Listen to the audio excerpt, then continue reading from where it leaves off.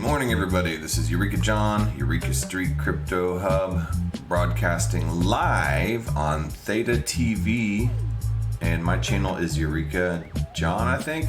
Yeah, and it's I'm broadcasting from Leander, Texas, at 6:37 in the morning on a Saturday, May 1st.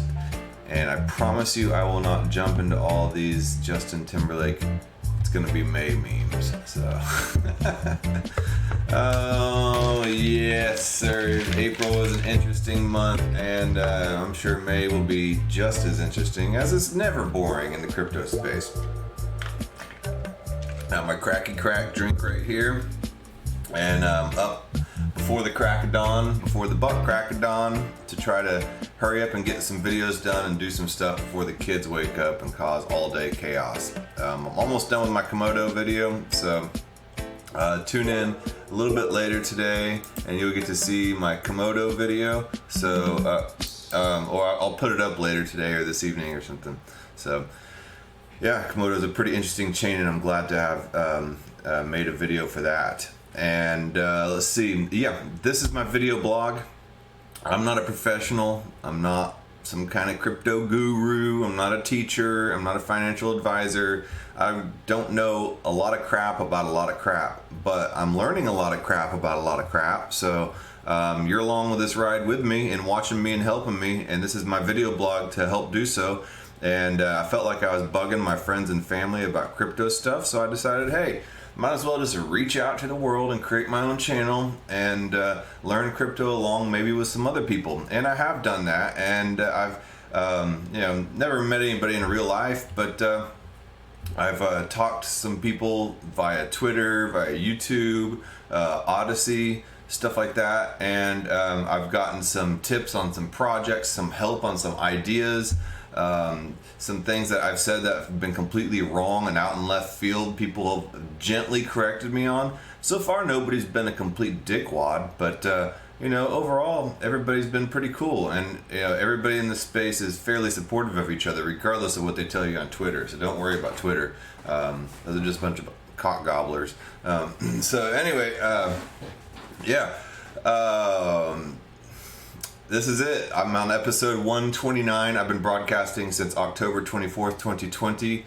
And then I was trying to figure out when and how and what the format was. A lot of it was pretty cringy. I mean, it still is. But I've been broadcasting every single morning. I've decided to turn this into a morning show starting February 6th. And so every single morning, I get up before work or wherever I am, even on vacation, and I come in and at least do 30 minutes. I try to keep it 30 minutes and talk about something, like that I've researched, even something I found on Twitter that has to do with crypto. And it kind of motivates me and pushes me to learn a little something new every single day, because you got to never stop learning. You always got to learn, and especially in this climate. We're going to have to start worrying about alternative economies and different ways of getting around things, because more and more we're being pushed into a corner of, you will submit to this and that type of surveillance and programming, or you won't live in our society, basically. So there are alternative economies forming and different ideas going around out there, and there are resources for that. A good spot that I found to find people with alternative and different ideas coming from both the right and the left. This is not a right and left issue. This is not Republican, Democrat. Throw those parties out the window. This is learning how to live outside of the current narrative and economy that is being pushed on us. So here is the Float app. Go take a look at that. It is a social media platform similar to Twitter, but it is evolving and decentralizing, and a lot of interesting people on there. And then if you don't use library.tv or Odyssey, I would highly recommend going to Odyssey and using this as your YouTube type of platform to watch videos on and to put your videos on. It is a decentralized video streaming and sharing platform. And if you're just gonna, just have YouTube videos just streaming on in the background while you're, working or whatever, or just doing some research. There's a lot of good content out here, and a lot of people are moving from YouTube over to Odyssey. So I would make the switch. You can earn the LBC token, and there's no reason why not to. It doesn't get censored. You don't have ads jumping up in the middle of it. So yeah, a lot more free thought going on over here. So yeah, that's that. And then let's take a look at CoinGecko for the day. Let's see where we are. Oh, CoinGecko. Bitcoin is at $57,665.01. So it is up 12.6% in the past 7 days. That's pretty astounding. Bitcoin didn't get punched in the stomach as hard as a lot of people thought it would. So good for that. I had no doubt in my mind, and I was buying the dip and all that stuff while people were screaming blood in the streets. Crypto's over. All the FUD. Jeez, man. Like I said yesterday, I was just like, people in finance are an emotional lot. You would think for being, a lot of people in finance for being so wealthy and educated, I know how to deal with money, that they wouldn't be so damn emotional. Oh my God. So yeah, I've learned a lot about finance. I don't have a finance background at all. So I've been learning all this from day one, from scratch. And I got into crypto, I guess, late 2018, and I started dibble-dabbling around with an Abra wallet, buying XRP, Doge, and maybe a little bit of Bitcoin. But I didn't want to buy a Bitcoin because you could only buy like 0.001 Bitcoin or whatever at the time. And or 0.01 Bitcoin even. And I didn't want to do that. I wanted to buy a whole token. So, and I need Dogecoin and XRP. Wow, those were bargains. You could buy a lot of tokens for that. And I knew that you could buy fractions of Bitcoin and Satoshis, but I just didn't. There's some psychological thing about it that new people just want to feel like they can buy a whole token of something. So I don't know, whatever. I've graduated well beyond that. I don't have any XRP anymore, and I don't have any Doge anymore. I did make actually good money off of both of them.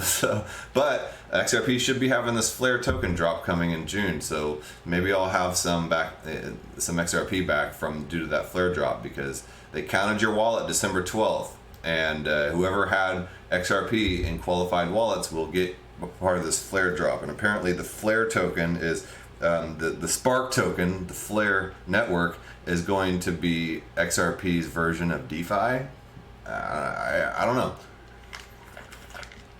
I'm sure somebody will correct me.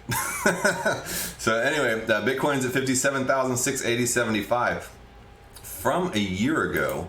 Let's look at where it was this time last year. So in case anybody ever has any crazy ideas that we're in some kind of horrible market crash and that Bitcoin is never going to be here to stay and all this stuff, Bitcoin is becoming the world reserve currency. I mean, JP Morgan since 2018 to now has completely flipped on their position. They called it basically tulip trash and just a haven for criminals back in 2018. Jamie Dimon, the CEO of JP Morgan, and then now oh, you want to come join in our Bitcoin fund? So they set up a fund for Bitcoin. Well, let's see where we are.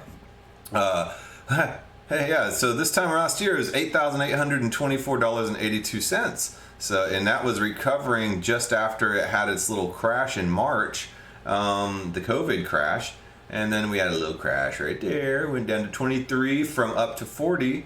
And then here we go, way up here to 57, and then down to 46. And then it got up to here, up above 60.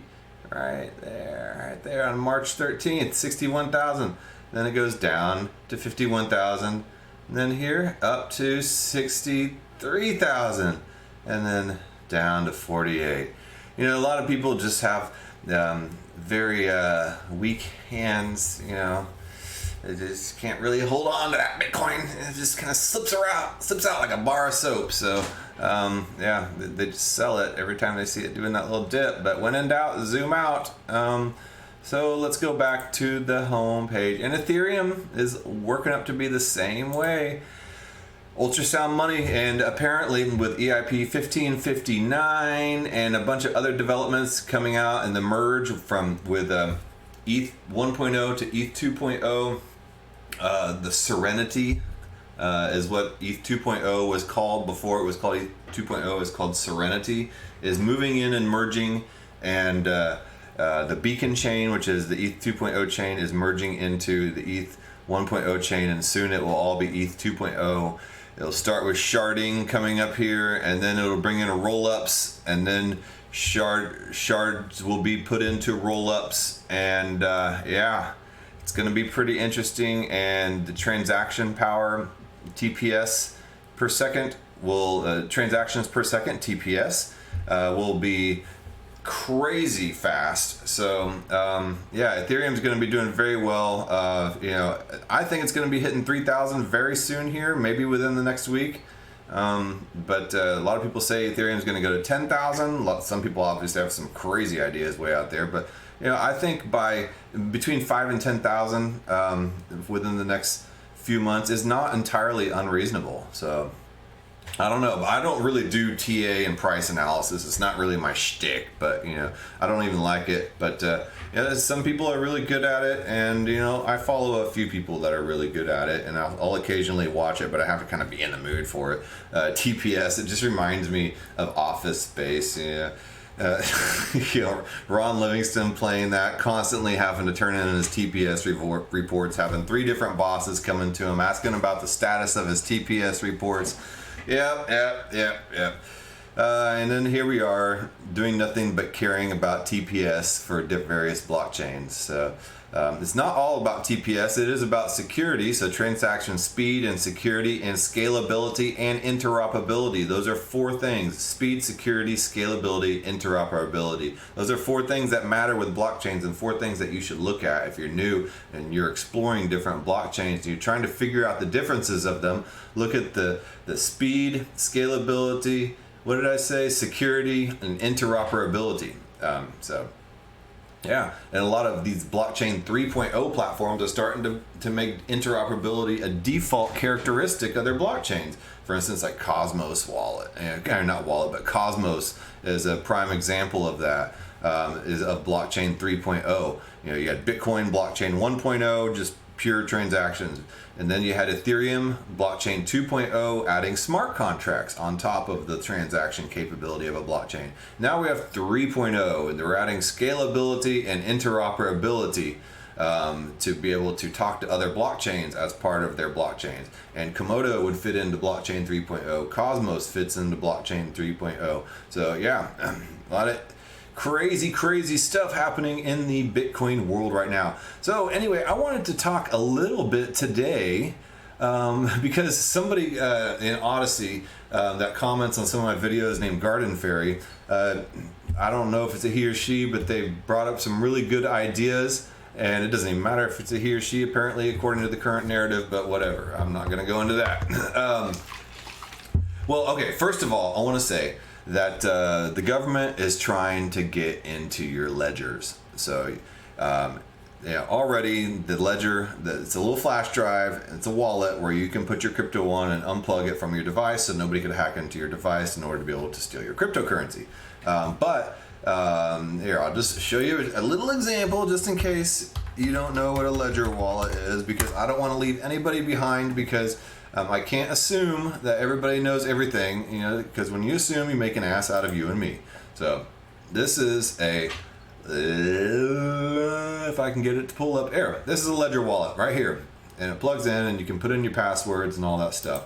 It's probably smart to get one, or they have the Trezors, and then there's a couple others, the Kobo wallet, I believe.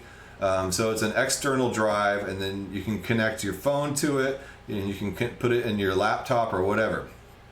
So that is a hardware wallet. So it is a place for cold storage of your crypto. So basically, the government wants in to your ledgers. As you can see, the IRS wants help hacking cryptocurrency hardware wallets. The IRS is looking for help to break into cryptocurrency hardware wallets, according to a document posted on the agency website in March of this year.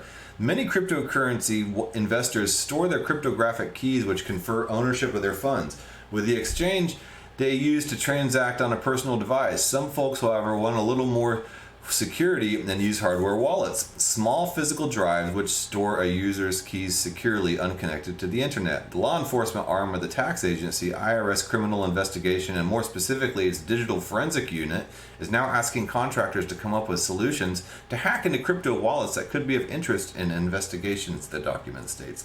The decentralization and anonymity provided by cryptocurrencies has fostered an environment for the storage and exchange of something of value outside of the traditional purview of law enforcement and regulatory organization, this document reads. There's even a portion of this cryptographic puzzle that continues to elude organizations. Millions, perhaps even billions of dollars exist within crypto wallets. It's like they're saying, hey, you got money, I know you got money, I'm going to get into it. So, yeah, they want our money. We can't hide anything for them. Let's check out this document that they're talking about. Hey, how you doing, 29H06, LH06?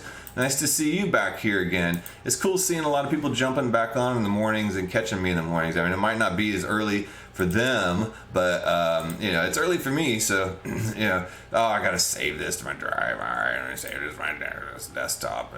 Okay. All right. So anyway, Vice magazine covers this exact same thing. IRS wants help hacking cryptocurrency hardware wallets. As more investors and criminals move to hardware wallets to secure their funds, IRS is looking for new methods to access those wallets in criminal investigations.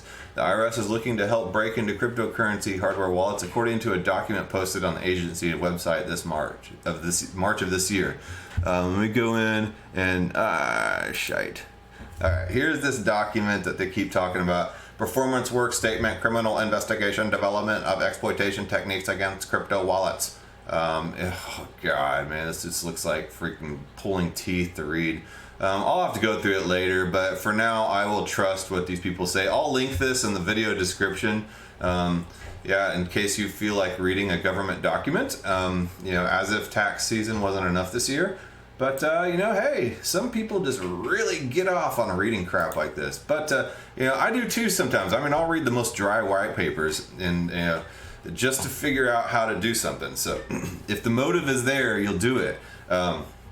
Many cryptocurrency investors store their cryptographic keys, which confer ownership of their funds with the exchange they use to transact or on a personal device. Some folks, however, want a little more security and use hardware wallets, physical drives, which store a user's keys securely unconnected to the internet. The law enforcement arm of the tax agency, IRS Criminal Investigation, and more specifically its digital forensic unit, is now asking contractors to come up with the solutions to hack into crypto wallets that could be of interest in an investigation, the document states. They already said that the decentralization and anonymity provided by cryptocurrencies has fostered an environment for the storage and exchange of something of value outside the traditional purview of law enforcement and regulatory organizations. So basically, they want a backdoor into your wallet. The explicit outcome of this contract is to tame the cybersecurity research into measured, repeatable, and consistent digital forensics processes that can be trained and followed in a digital forensics laboratory, the document says. So they want a backdoor into your wallet. This is nothing new. This is the same crap that Joe Biden was doing, Senator Joe Biden was doing back in 1991 whenever he was trying to force software companies to install the Clipper chip. And the Clipper chip, if you don't know, was a piece of software in the 90s that the government was trying to force chip manufacturers to put in there so the government could always have a backdoor into any type of computer. That was shot down. Thank God. But it just goes to show, like, stuff never changes, and I don't care what somebody's political affiliation. Actually, I do kind of care, but I don't want to get into politics on this show. But the thing is this guy that is currently there is always been on the side of big government surveillance and everything else. And with all this surveillance society coming into play, and the technology has ramped up, it's the same debate. Things go in cycles. And are we going to be able to keep our digital rights? Are they going to force a vaccine passport on us? Because the vaccine and for all this stuff is just the Trojan horse. It's riding along on this blockchain technology, and all they got to do is switch a little bit of code And then it's no longer just a vaccine passport. It is a passport to all our finances, everything we're doing, complete surveillance, be able to turn us on and off into various aspects of society, all in the name of our own safety. It's for the children. No, it's not for the children, and it's not for our safety, okay? They want to see how much money we have, and they want a piece of that pie. And that's that, you know. So here is a great article about the Cypherpunks. And this has been going on for quite a while, since the 70s. And before that, even the 60s and stuff like that. And then I'm giving you guys some homework. I want you to read this entire article. And here it goes through a lot of the originators of early encryption technology, and then Whitfield Diffie, Martin Hellman, and before that Timothy May, and so here we go. Let's see. The first meeting, May set out his vision to the excited group of rebellious, ponytailed 20 and 30-somethings. If the government can't monitor you, he argued, it can control you. Fortunately, said May, thanks to modern computing, individual liberty can be assured by something more reliable than man-made laws, the unflinching rules of math and physics existing on software that couldn't be deleted. Politics has never given anyone lasting freedom, and it never will, he wrote in 1993. But computer systems could. That's what was needed, May argued, was a new software that could help ordinary people evade government surveillance. The group was set up to find out how. They began meeting in an office building, and it began to grow. And then here we go. Two MIT mathematicians called Whitfield Diffie and Martin Hellman solved this in 1976 with a system they called public key encryption. And each user is given his own personal cipher system comprised of two keys which are different but mathematically related to each other through their relationship to a shared prime number. And this is the precursor to SHA-256 and public and private keys and all that type of stuff. As more people ventured into cyberspace, the U.S. government began to take a greater interest in what they were doing there. In 1990, the FBI launched an over-the-top crackdown on computer hackers known as Operation Sun Devil. This was swiftly followed in early 1991 by a proposed piece of U.S. Senate legislation that would force electronic communication service providers to hand over people's personal data. The key clause S.266 was pushed by the then chairman of the U.S. Senate Judiciary Committee, Senator Joe Biden. Worse still, in 1993, the U.S. government announced the Clipper chip industry standard for encryption for the internet, to which the National Security Agency would hold all the keys. Max is sending an email encrypted with Ali's public key. Ali's public key, encrypted mail, Ali's private key. Ali can open the mail because she has the private key. Many early adopters of the net considered this to be an attempt by the U.S. government to control cyberspace, which until that point had operated largely outside state control. Because cryptography was a military-grade technology up until, I guess, the 80s or late 70s or something like that. But it was considered military grade, and they had to fight to make it non-military grade. And then they started using this to communicate with each other in this pretty good privacy that they're talking about using these encryption keys. And the government did not like that. So Phil Zimmerman, an anti-nuclear activist and computer programmer, was worried that digital technologies appeared to be eroding citizens' privacy rather than liberating them. For years, Zimmerman had dreamed of creating an encryption system for the masses based on public key encryption that would allow political activists to communicate free from the government's prying eyes. However, juggling a freelance job and 2 children, he never found the time to realizing it. On the learning of Biden's S.266 clause, Zimmerman feverishly set out to complete the project, almost losing his house in the process. When he finished his software in 1991, he published it all online, free for anyone who wanted to use it, calling it Pretty Good Privacy, or PGP for short. And in weeks, it had been downloaded and shared by thousands of people around the world. Before PGP, there was no way for 2 ordinary people to communicate over long distance without the risk of interception, said Zimmerman in a later interview. Not by phone, not by FedEx, not by fax. It remains the most widely used form of email encryption to this day. The U.S. government, needless to say, wasn't happy. They believed too many people using strong strong cryptography like PGP would make life a lot harder for security services. The British government was also watching nervously. Sir David Omand, who was working for the British intelligence agency GCHQ at this time, recalls this period well. We were worried about the spread and adoption of powerful encryption like PGP. God forbid people can communicate without somebody staring over their shoulder. Anyway, it goes on to talk about the Cypherpunks and Julian Assange and WikiLeaks and his offensive cryptography. So, really good article. I will also link this, and then I will link this as, this as well, this Bankless podcast, Before Bitcoin, by Peter Pan. And it is an amazing, he reads his entire article, about the history of cryptography, and it is an amazing podcast. You kind of get it's a really long introduction, so you can kind of maybe go 30 minutes into it.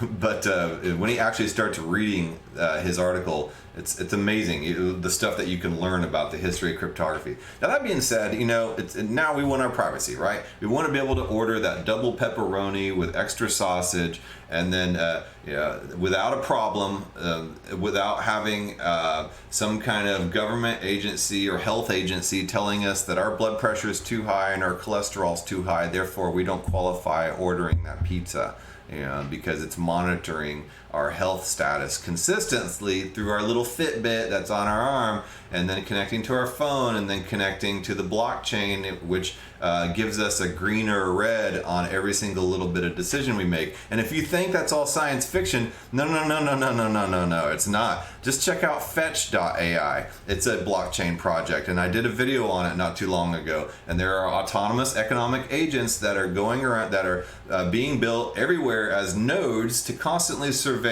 and talk to each other using AI to basically optimize our daily life. So, yeah, this is all run by University of Cambridge and Oxford University and stuff like that. I mean, this is not just some piddly little hipster NFT project. These are big projects, and a lot of it is being run with Chainlink as well. I mean, as much as I love Chainlink is a very dangerous weapon and can be used for good or for bad. So, interesting things going on here in the world, and it's just which way are we going to take it? Just like encryption technology in the 90s, which way is this going to go?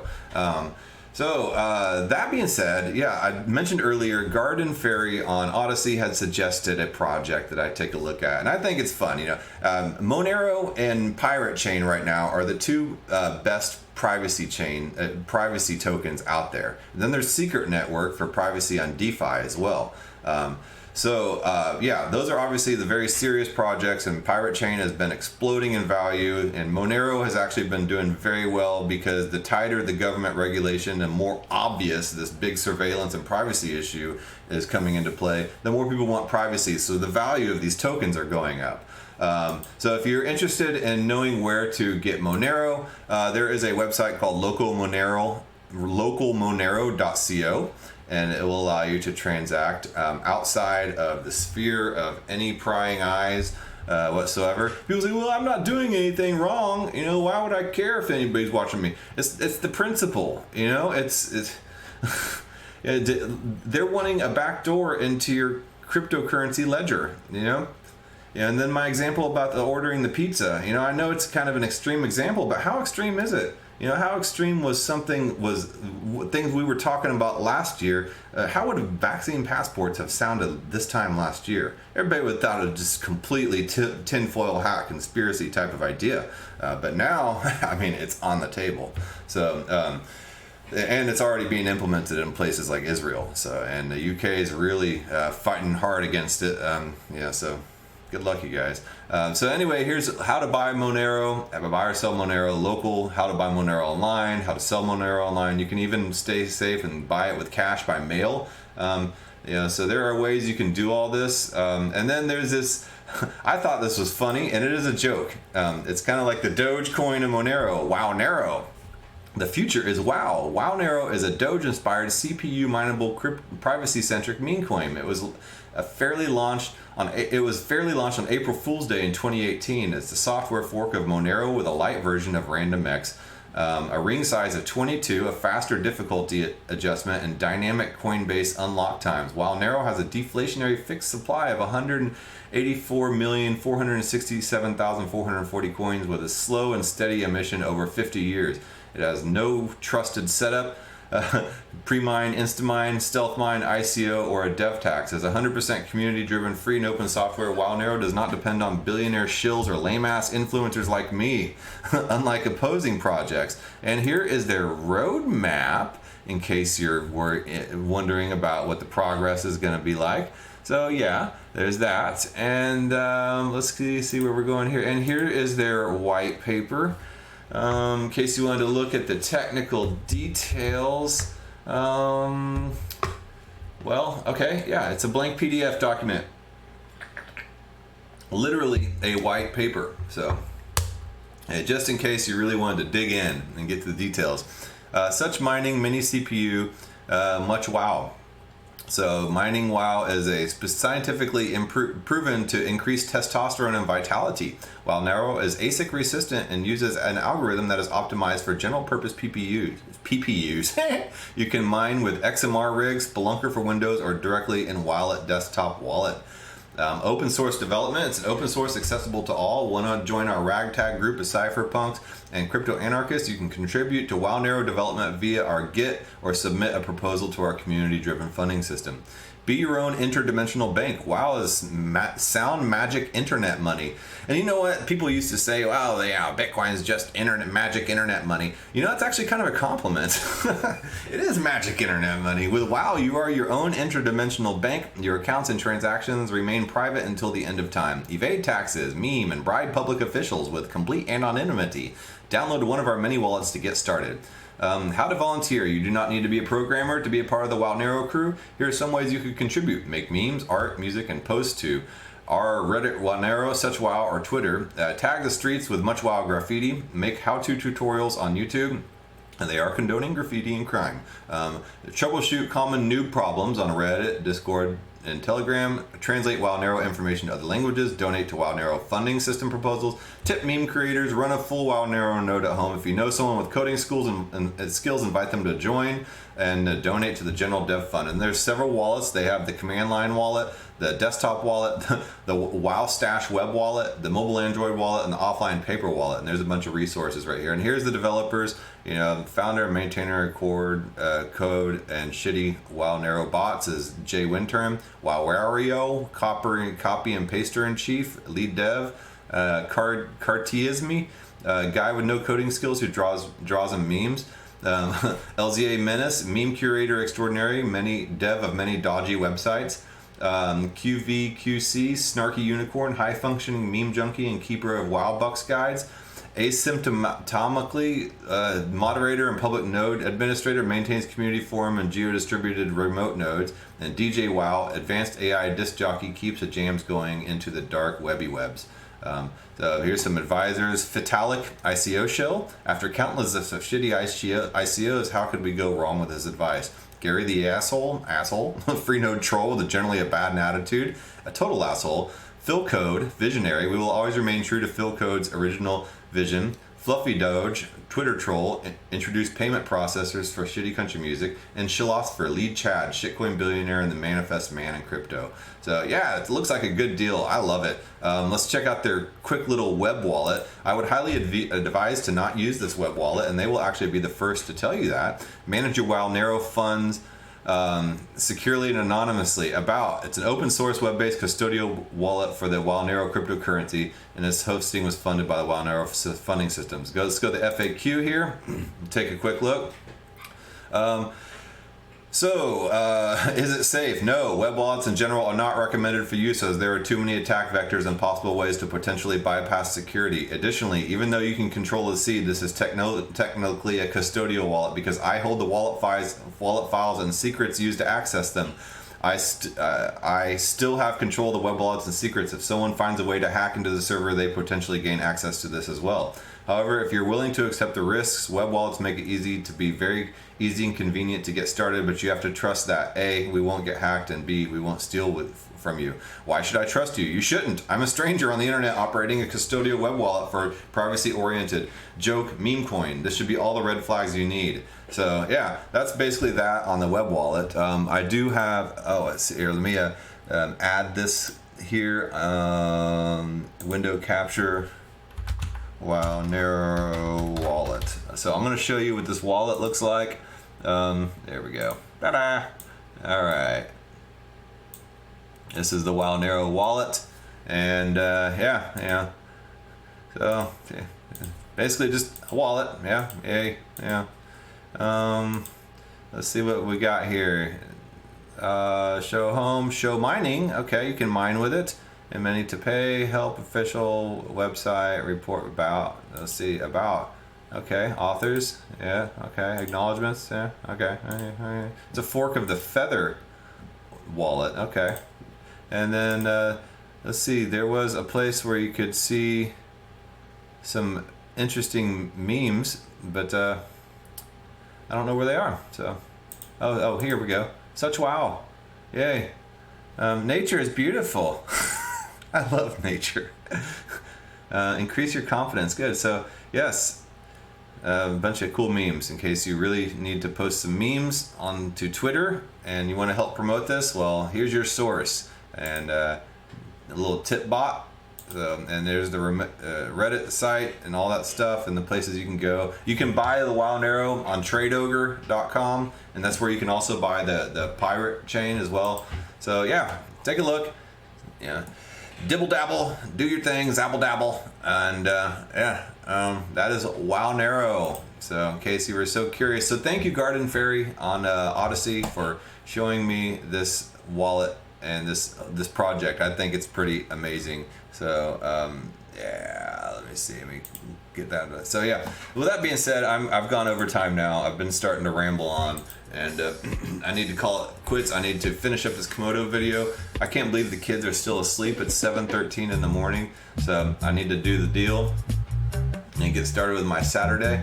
But I will link all these cool websites and the history of the Cypherpunks and the Wownero and all this stuff in the video description. So I'm on BitChute, I'm on Odyssey TV, Library TV, I'm on Twitter and YouTube, okay, and then I'm on float.app. Let's see what else. Oh, I'm on BitTube as well, and that's a new video streaming platform. I need to get on DLive and on Ramble, but that's just a lot. And then what else? Oh, I'm on Patreon too, but I don't have any contributors. But if you feel like it, I'm not about to bum money or anything, so I have a job. So all right, man. That being said, I'm gonna let you go. You have a good day, and hit me up with by Twitter or in the comments, or give me a thumbs up too. That helps a lot. So all right, man. All right, take it easy.